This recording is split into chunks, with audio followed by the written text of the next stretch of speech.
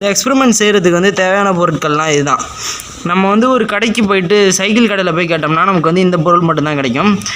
சாதாரணமாக கேட்டால் நீங்கள் வந்து இதை அப்படியே ஒரு ஸ்க்ரீன்ஷாட் எடுத்து அவங்கள்ட்ட கொண்டு போய் காட்டுங்க, இல்லை வீடியோ வந்து பாஸ் பண்ணி வச்சு அவங்கள்ட்ட கொண்டு போய் இந்த பொருள்லாம் வேணும் அப்படின்னு காட்டுங்க, எல்லாமே எடுத்துருவாங்க.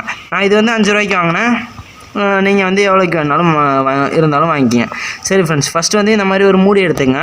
அதில் வந்து சின்னதாக ஓட்டை போட்டுக்கலாம், பெருசாக வேணாம். ஏன்னா இது வந்து உள்ளே வந்து கொஞ்சம் டைட்டாகவே உள்ளே போகணும். பார்த்திங்கன்னா தெரியும், நான் அமுக்கி தான் உள்ளே தள்ளுறேன். இந்த மாதிரி டைட்டாக உள்ளே தள்ளிடணும். அதுக்கப்புறமா இந்த மாதிரி ஒன்று அந்த இதிலே இருக்கும், இதில் டியூப்லேயே இருக்கும், அதை வந்து கேட்டு வாங்கிக்கிங்க. அதை வந்து இதில் மாட்டிட்டு அதுக்கப்புறம் இந்த ஒரு போல்ட் இருக்கும், அதில் அந்த போல்ட் எடுத்து நல்லா ஸ்ட்ராங்காக டைட் பண்ணணும். இதை ஸ்ட்ராங்காக டைட் பண்ணுறதுக்கு வந்து நம்ம ஒரு கட்டிங் பிளேடு கூட யூஸ் பண்ணிக்கலாம்.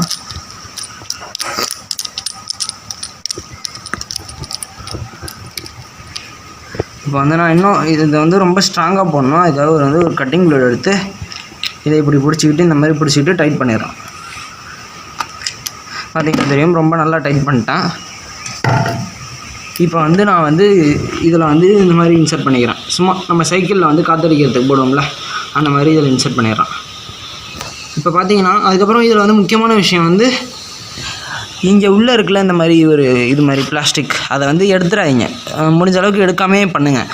ஏன்னா அது இருந்தால் தான் கொஞ்சம் வந்து காற்று உள்ளே போகிறத வந்து அது தடுக்கும். நம்ம கொஞ்சம் லூஸாகவே டைட் பண்ணி வச்சுருந்தோம், லூஸாகவே நம்ம போட்டு வச்சுருந்தாலும் அது இருந்தால் கொஞ்சம் காற்று உள்ளே போகாமல் இருக்கும். சரி ஃப்ரெண்ட்ஸ், இந்த மாதிரி ஒரு பாட்டில் எடுத்துக்கிட்டு அதில் வந்து தண்ணி ஊற்றிப்போம். நீங்கள் ஃபனல் யூஸ் பண்ணி கூட ஊற்றிக்கலாம், ஊற்றிடுவோம்.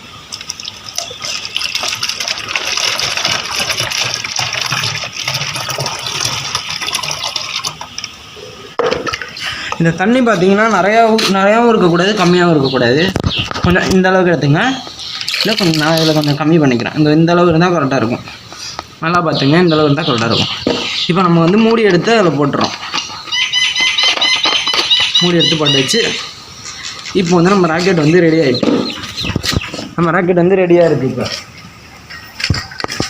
இதில் வந்து நான் என்ன செஞ்சிடறேன், ஒரு பம்பை எடுத்து வந்து நல்லா காற்றடிக்கிறேன்.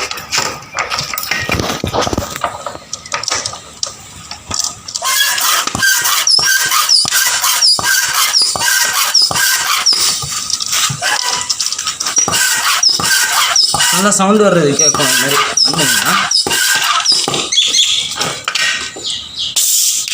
இப்போ பார்த்தீங்கன்னா தெரியும், பாட்டில் வந்து கல் மாதிரி இருக்குது, அதனால் அமுக்க கூட முடியல. இந்த மாதிரி ஒரு இதுதான் நமக்கு வந்து தேவை. இதை வந்து நம்ம இப்போ வந்து ரிலீஸ் பண்ணோம்னா இது ஏர் ப்ரெஷரில் வந்து தண்ணி தள்ளிட்டு பாட்டில் வந்து பறந்துடும். இதுதான் நம்மளோட எக்ஸ்பெரிமெண்ட்டு. இப்போ வந்து பாருங்கள், நம்ம ஆடியன்ஸ் சைட்லேருந்து கூட கேட்போம், அமுக்கி பாருங்கள் உங்களுக்கு எப்படி இருக்குது. ரொம்ப கடினமான, அமுக்க முடியவே இல்லை என்னால். டைட்டாக இருக்கா? இதுதான் வந்து இப்போ வந்து கல் மாதிரி இருந்துச்சுல, அவங்க நீங்கள் அமுக்கி பார்க்குறப்ப அந்த மாதிரி தான் இருக்கும். சரி வாங்க, அப்படியே அங்கேருந்தே வீடியோ எடுங்க.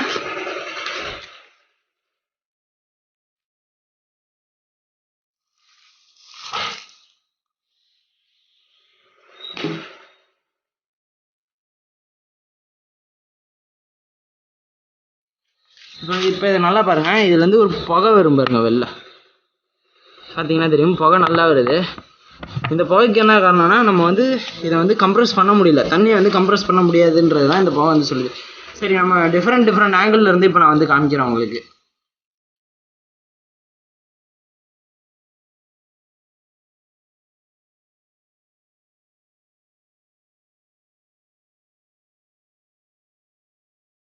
இப்போ வந்து நீங்கள் திறக்கிறப்ப வந்து இந்த பாட்டில் மூடியை மட்டும்தான் திறக்கணும். சப்போஸ் நீங்கள் தவிர இதை திறந்தீங்க அப்படின்னா என்ன, ரொம்ப ஃபோர்ஸு நீங்கள் பார்த்துறதே தெரிஞ்சிருக்கும், பாட்டில் அவ்வளோ தூரம் பறக்குது.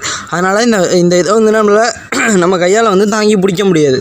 ஸோ இது வந்து மண்ணில் வந்து கீழே விழுந்து காணா போகிறதுக்கும் வாய்ப்பு இருக்குது.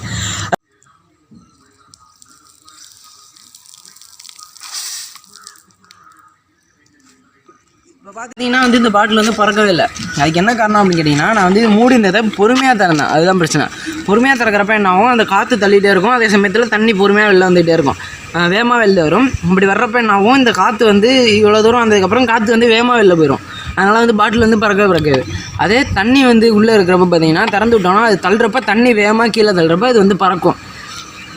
ஸோ நான் இது வந்து எதுக்காக செஞ்சு காமிச்சேன் அப்படின்னா ஒரு எக்ஸாம்பிள் நீங்கள் வந்து இந்த மாதிரி ஸ்லோவாக திறக்கக்கூடாது அப்படின்றதுக்காக. அதுக்கப்புறம் ஒரு முக்கியமான விஷயம், இதில் வந்து காற்றடிக்கிறப்ப நீங்கள் அடிக்காதீங்க, ஏதாவது பெரியவங்கள்ட்ட சொல்லி அடிங்க சின்ன பிள்ளைங்களா இருந்தால். ஏன்னா இதில் வந்து அதிக காற்று அடிச்சிட்டோம் அப்படின்னா இது வந்து என்ன ஆகிடும், பாட்டில் வந்து வெடிக்கிறதுக்கான சான்ஸும் இருக்குது.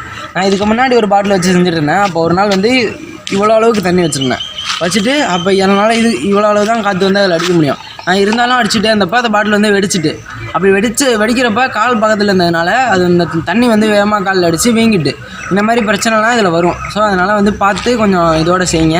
அதுக்கப்புறம் இந்த வீடியோ பிடிச்சிருந்துச்சுன்னா லைக் பண்ணுங்கள், ஷேர் பண்ணுங்கள், கமெண்ட் பண்ணுங்கள். அப்புறம் மறக்காமல் உங்கள் ஃப்ரெண்ட்ஸுக்கு வந்து ஷேர் பண்ணிடுங்க. அப்போ தான் இந்த ஒரு விஷயத்தை வந்து உங்கள் ஃப்ரெண்ட்ஸும் கற்றுப்பாங்க.